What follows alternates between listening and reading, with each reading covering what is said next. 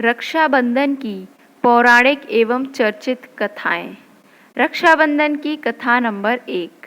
एक बार युधिष्ठिर ने भगवान कृष्ण से पूछा, हे अच्युत, मुझे रक्षाबंधन की वह कथा सुनाइए जिससे मनुष्यों की प्रेत बाधा तथा दुख दूर होता है। भगवान कृष्ण ने कहा, हे पांडव श्रेष्ठ, एक बार देवताओं और सुरों में युद्ध छिड़ गया और यह युद्ध लगातार 12 वर्षों तक चलता रहा। असुरों ने देवताओं को पराजित करके उनके प्रतिनिधि इंद्र को भी पराजित कर दिया। ऐसी दशा में देवताओं सहित इंद्र अमरावती चले गए। उधर विजेता दैत्यराज ने तीनों लोकों को अपने वश में कर लिया। उसने राजपद से घोषित कर दिया कि इंद्रदेव सभा में न आएं तथा देवता व मनुष्य यज्ञ कर्म ना करें। सभी लोग मेरी पूजा करें।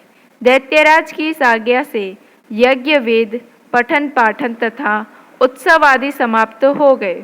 धर्म के नाश से देवताओं का बल घटने लगा। यह देख इंद्र अपने गुरु बृहस्पति के पास गए तथा उनके चरणों में गिरकर निवेदन करने लगे, गुरुवर, ऐसी दशा में परिस्थितियां कहती हैं कि मुझे यहीं प्राण देने होंगे। न तो मैं भाग ही सकता हूँ और न ही युद्ध भूमि में टिक सकता हूँ। कोई उपाय बताइए। बृहस्पति ने इंद्र की वेदना सुनकर उसे रक्षा विधान करने को कहा।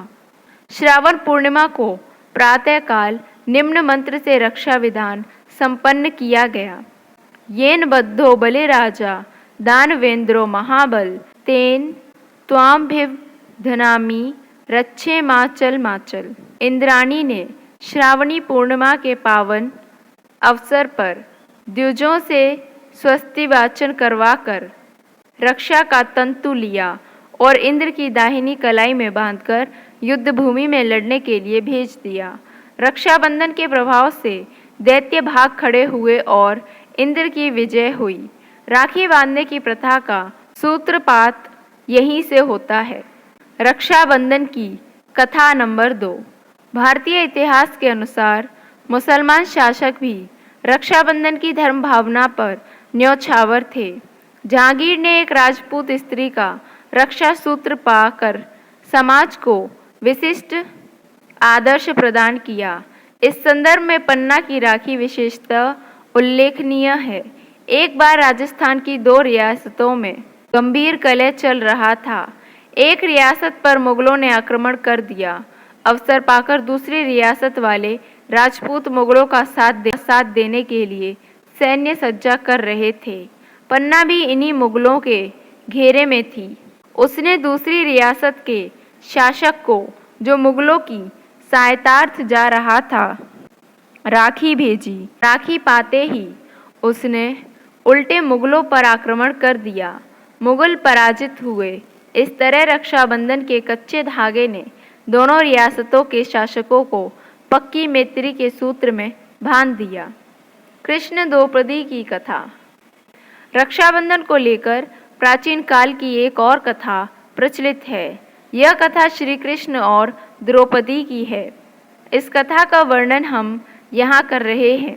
इस कथा में द्रौपदी के चीरहरण की गाथा है।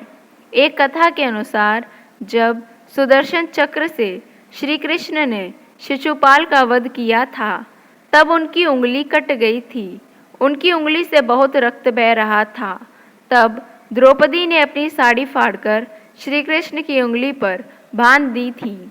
इसके बदले श्री कृष्ण ने उन्हें आशीर्वाद दिया था कि वो उनकी साड़ी की कीमत जरूर अदा करेंगे। यही कारण है कि श्री कृष्ण ने द्रौपदी की साड़ी को बढ़ाकर उन्हें लौटाया और उनकी लाज बचाई थी। महाभारत में ध्रुत कीड़ा के समय युधिष्ठिर ने अपनी पत्नी द्रौपदी को दांव पर लगा दिया था। हालांकि युधिष्ठिर इस क्रीड़ा को हार गए थे। दुर्योधन की ओर से मामा शकुनी ने द्रौपदी को जीत लिया था। द्रौपदी को अपमानित करने के लिए दुशासन द्रौपदी को बालों से पकड़कर घसीटते हुए सभा में ले आया था।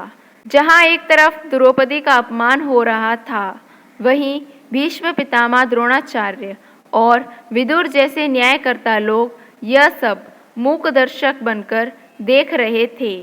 पूरी सभा में दुर्योधन ने द्रौपदी का चीरहरण किया। यह देखकर सभी मौन थे। वहीं पांडव भी द्रौपदी की लाज नहीं बचा पा रहे थे। सभी को मौन देख द्रौपदी ने वासुदेव श्री कृष्ण को आंखें बंद कर याद किया। उन्होंने श्री कृष्ण का आह्वान किया। उन्होंने कहा, हे गोविंद, आज आस्था और अनास्था के बीच युद्ध है।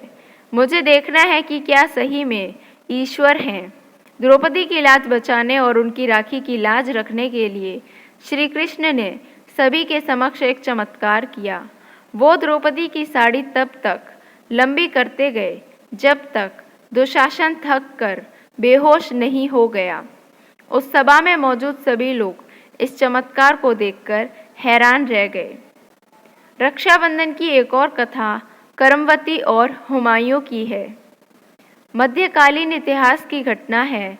चित्तौड़गढ़ की हिंदू रानी करमवती ने दिल्ली के मुगल बादशाह हुमायूं को अपना भाई मानकर उनके पास राखी भेजी थी।